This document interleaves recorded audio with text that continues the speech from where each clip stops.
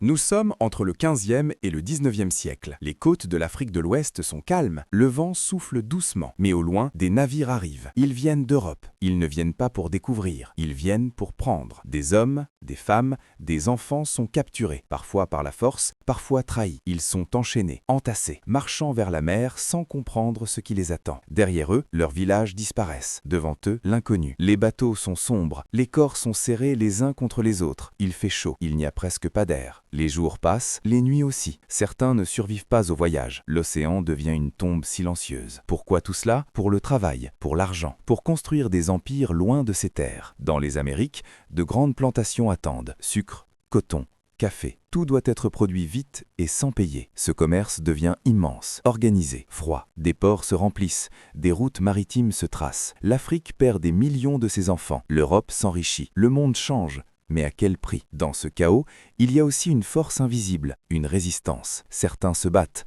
d'autres gardent leur culture en secret. Des traditions survivent. Même dans la douleur, l'humanité refuse de disparaître. Mais une question reste. Comment des hommes ont-ils pu traiter d'autres hommes comme des objets? Avec le temps, des luttes commencent. Lentement, la traite est contestée, puis interdite. Mais les blessures restent, profondes, invisibles parfois, présentes encore aujourd'hui. L'océan, lui, n'a rien oublié.